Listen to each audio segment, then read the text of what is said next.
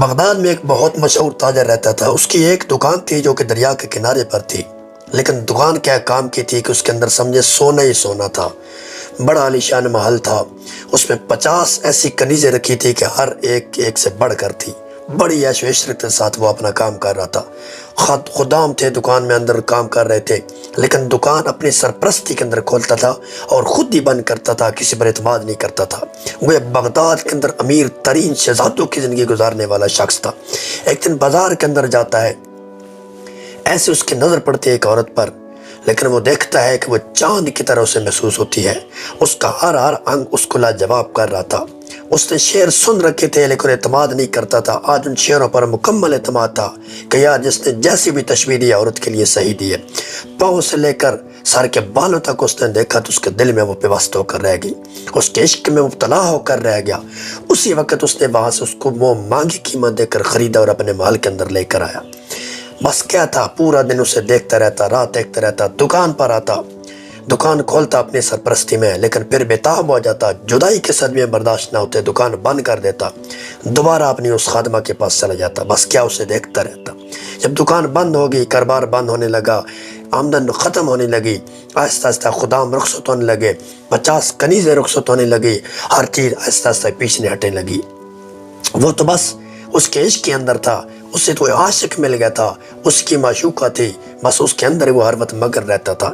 اب دکان بند ہونے کی وجہ سے کاروبار آہستہ آہستہ بند ہونے لگا، خدام رخصت ہو گئے۔ اب ایک ایک کر کے محل کی چیزیں فروخت ہونے لگی، سونے کی اینٹیں فروخت ہونے لگی، چاندی کی اینٹیں فروخت ہونے لگی، کرتے کرتے محل کی بے شمار چیزیں فروخت ہو گئی۔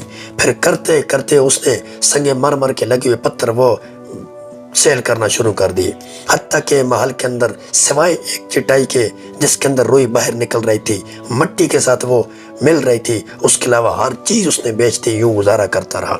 اب کیا ہوا، سردیوں کا موسم آ گیا، 1 سال ہونے کو تھا، رات کی تنہائی تھی، دونوں اب خادمہ کے ساتھ وہ بیٹھے اسی چٹائی پر باتیں کر رہے تھے۔ اچانک سے خادمہ کو درد ذیاء شروع ہو گیا۔ جب اسے درد ذیاء شروع ہوا، اس وقت وہ پکاری، چیخی، میرے لیے شہد لے کر آؤ، میرے لیے کھانا لے کر آؤ، ورنہ میں اور میرا بچہ چل بسے گا۔ اب یہ بے بسی کے عالم میں اٹھتا ہے، اسے کوئی چیز نظر نہیں آتی، دوڑتا ہے شہر کے اندر، لیکن وہاں اسے دکانیں بند نظر آتی ہیں، لوگ مزے کی نیند سو رہے ہیں اور یہ عاشق گلیوں میں گھوم رہا ہے عشق کے لیے۔ کرتے کرتے دریا کے پل پر پہنچتا ہے، وہاں فیصلہ کرتا ہے میں چھلانگ لگا لوں، میری حبیبہ تو نہیں بچے گی، میری معشوقہ نہیں بچے گی، میں بھی مر جاتا ہوں تاکہ وہاں جا کر اکٹھے مل سکیں۔ لیکن پھر خیال آتا ہے رب کیا امانت ہے، کیا مجھے پوچھے گا نہیں، کیا کہے گا نہیں کہ میں نے تجھے جان دی تھی، میری ذمہ تھی، تو نے اس کو تصرف کیوں غلط کیا۔ وہاں رک جاتے ہیں، اللہ سے کہتا ہے مالک میرا بیٹا اور میری بیوی تیرے سپرد ہیں۔ پھر کہتا ہے نہیں کوئی زندگی کا مزہ نہیں ہے، پھر چھلانگ لگانے لگتا ہے، تہہ دیکھتا ہے پانی کی، پانی بالکل موجیں، سیاہ موجیں تڑک رہی ہیں، کہتا ہے کیسے موت آئے گی، ٹھنڈک کی وجہ سے جلدی آئے گی، آہستہ آئے گی، کیا بنے گا۔ پھر سوچ آتی ہے، ایمان تازہ ہو جاتا ہے، نہیں تجھے ایسا نہیں کرنا چاہیے، تجھے واپس پلٹنا چاہیے، جب تو نے ان کو اللہ کا سپرد کر دیا تو اللہ تعالیٰ تیری امانت کبھی ضائع نہیں کرے گا۔ اب واپس پلٹ کر آتا ہے اپنے مکان کی طرف، محل کی طرف، ٹوٹا پھوٹا ہوا محل، خستگی کا شکار محل، وہاں دیکھتے ہیں عورتوں کا شکار ہے، بہت ساری عورتیں بیٹھی ہیں، اس کے لیے اکٹھی ہو چکی تھی، لیکن جب وہ پوچھتا ہے کیا بنا تو اس کے کانوں میں ایک آواز آتی ہے، کوئی آواز نہیں قیامت تھی جو اسے کہتی ہے کہ تیری بیوی مر چکی ہے۔ حالانکہ بیوی مری نہیں تھی، بیوی زندہ تھی، سکتے کے اندر چلی گئی تھی۔ یہ پاگل ہو گیا، پیٹنا شروع کر دیا، کپڑے پاڑنا شروع کر دیے، بغداد سے نکل پڑا، کوئی سمجھ نہیں کہاں جا رہا، کرتے کرتے عرب کے علاقے میں جا کر پہنچا۔ خراسان میں پہنچتا ہے، وہاں جا کر لوگ اسے، کیونکہ عرب کے لوگ مہمان نوازی بہت زیادہ کرتے ہیں، مہمان کے طور پر اسے کھانا دے دیتے ہیں، بستر دے دیتے ہیں۔ کرتے کرتے کافی ٹائم گزر گیا، کچھ حالت سنبھلی تو کسی اس کو جاننے والے نے، کیونکہ یہ بھی تاجر تھا، اس کی تاجر دوست نے اسے قیمت دی، رقم دی، کاروبار شروع کرے۔ اس نے دوبارہ کاروبار شروع کیا، اب دوبارہ ریل پیل ہوگی، ون بڑا محل بنا لیا، پھر کنیزیں خرید لی، پھر نوکر چاکر آ گئے، پھر مال دولت کے ریل پیل ہوگی، لیکن دل میں تڑپ تھی اسی محبوبہ کی۔ رات کو جب اپنے کمرے میں آتا، تنہائی میں دروازے بند کر دیتا، ماضی یاد کرتا اور اسے پوری رات رو رو کر گزار دیتا تھا۔ دن کو پھر پوشاک ڈالتا، امیر ترین بندہ بن گیا تھا۔ 28 سال گزر گئے، پھر اسے ایک دن خیال آتا ہے کہ میں نے جو امانت اپنے رب کے سپرد کی تھی، مجھے جانا چاہیے، اس کی قبر پر جانا چاہیے، قبر پر جا کر مجھے زندگی اس کے نام کر دینی چاہیے۔ یہ محبت کا تقاضا نہیں ہے، اسے چھوڑ کر میں آ گیا ہوں۔ وہاں سے پھر وہ عزم کر لیتا ہے کہ میں نے واپس جانا ہے، سارا محل، وہ سارے خادم، سارا کچھ جو کمایا تھا، وہ 20,000 مسکال سونے کے سکے اس کے بدلے میں بیچ کر دوبارہ بغداد کی طرف روانہ ہو جاتا ہے۔ اب ذہن میں سوچ رہا ہے کہ اس کی قبر پر ایک محل بنوں گا، مکان بنوں گا خوبصورت، اس کے اندر زندگی ساری گزار دوں گا۔ راستے میں ڈاکو پڑتے ہیں، سب کو مار دیتے ہیں، ایک بچ جاتا ہے۔ یہ عرب کی قسمت، تاریخ کا واقعہ ہے، تاریخ کے اندر لکھا ہوا ہے کہ جب وہ بچ جاتا ہے وہاں سے چلنا شروع کر دیتا ہے، ساحل سمندر کے کنارے پہنچتا ہے، وہاں جا کر جہاز والوں کو اشارہ کرتا ہے، جہاز رک جاتا ہے، وہ مسافر سمجھ کر، غریب سمجھ کر بٹھا لیتے ہیں، یہ بیٹھتا ہے وہاں، کھانا دیتے ہیں، کھانا کھا کر سو جاتے ہیں۔ جب شام پڑتی ہے اس کی آنکھ کھلتی ہے، دیکھتا ہے اسے بغداد نظر آنے لگتا ہے۔ ہائے ہائے، وہی پرانا بغداد، کھجوریں وہاں لہلا رہی ہیں، وہی پرانے منظر، وہی تڑپ اس کے دل میں آ جاتی ہے۔ ہزاروں سوال ہیں، کیسے قبر پر پہنچوں گا، کیسے پتہ ہوا، 28 سال گزر جائیں گے۔ آخر کرتے کرتے وہ وہاں سے اترتا ہے، کشتی سے نیچے اتر کر ساحل کے کنارے پر آتا ہے، اور وہاں سے جب دریا سے باہر نکلتا ہے سیدھا سب سے پہلے اپنے محل کی طرف جاتا ہے۔ لیکن عجیب ماحول دیکھتا ہے وہاں پر، بہت پیارا محل بن چکا ہے، انتہائی خوبصورت محل بن چکا ہے، باہر گارڈ کھلے ہیں، پولیس کھلے ہیں، سوچتا ہے کہ میں غلط جگہ تو نہیں آ گیا۔ پیچھے پلٹ کر تھوڑا سا آگے جاتا ہے جہاں دکان ہوتی ہے، دیکھتا ہے دکان تو ویسی کی ویسی ہے، لیکن ایک خوبصورت جوان دکان کو چلا رہا ہے۔ بڑا حیران ہوتا ہے کہ جوان کون، اس کے پاس پہنچتا ہے، سلام دعا کرتا ہے۔ وہاں سے پتہ چلتا ہے کہ یہ جو محل ہے نا، اس وقت یہ جو بادشاہ ہے نا، اس کا جو وزیر ہے، وزیر خزانہ، اس کا محل ہے۔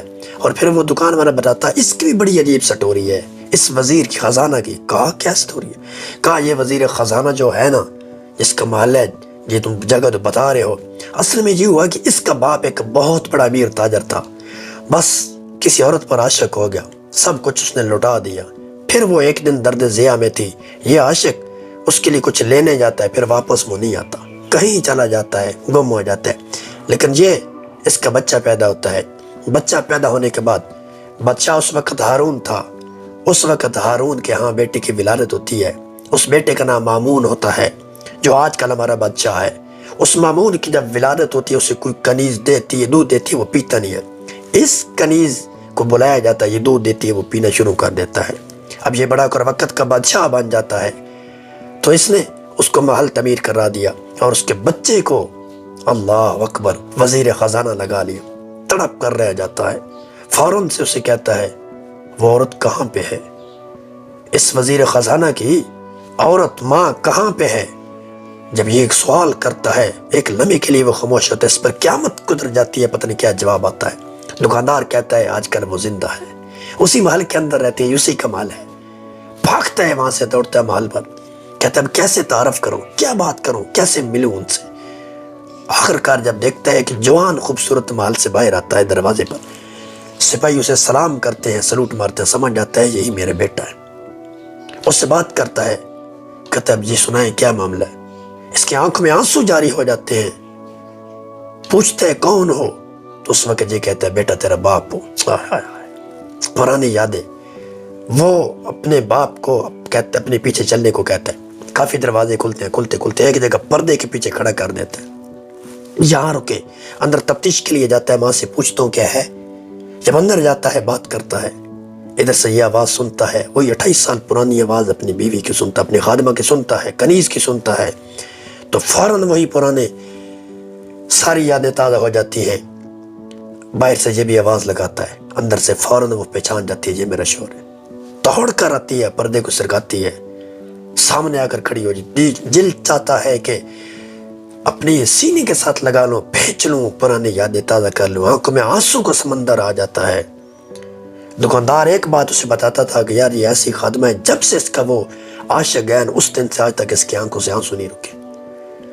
اب یہ سامنے کھڑی ہے، دل تو چاہتا ہے، لیکن بچہ سامنے جوان کھڑا ہے، حیا مانے آ جاتی۔ اب یہ اس بچہ سمجھ جاتا ہے کہ یہ واقعی میرا باپ، اور حیا کی تقاضے سمجھ جاتا ہے، پھر وہاں سے کھسک جاتا ہے تاکہ یہ پرانی یادیں تازہ کر لیں۔ دونوں مل جاتے ہیں، محبت کی باتیں کرتے ہیں، اپنی اپنی کہانیاں سناتے ہیں، اپنی خوبصورت زندگی جینا شروع کر دیتے ہیں۔ یہ اللہ کا نظام ہے۔ دیکھیں عشق انسان کو کہاں سے کہاں تک پہنچا جاتا ہے، اور صاحب جس سے عشق کیا جاتا ہے نا، اگر مخلص سچا عشق ہو تو انسان وہ پہنچتا ہے۔ اور امانت جو رب کے سپرد کی جائے، رب خیانت نہیں کرتا۔ اگر یہ دنیا کی بات کر رہا ہوں اگر رب کے ساتھ اگر رابطہ کر دیا جائے، رب کے ساتھ عشق بنا لیا جائے، محبوب کے ساتھ عشق کی پینگ مضبوط کر لی جائے، مرنا جینا محبوب کے نام کر دیا جائے، صاحبو کبھی محبوب چھوڑ سکتے ہیں؟ سوچنا بھی نہیں پھر کبھی وہ چھوڑ سکتے ہیں۔ عشق سجاؤ، عشق مناؤ، عشق رکھو، عشق کرو تو رب اور رب کے رسول کے ساتھ کرو۔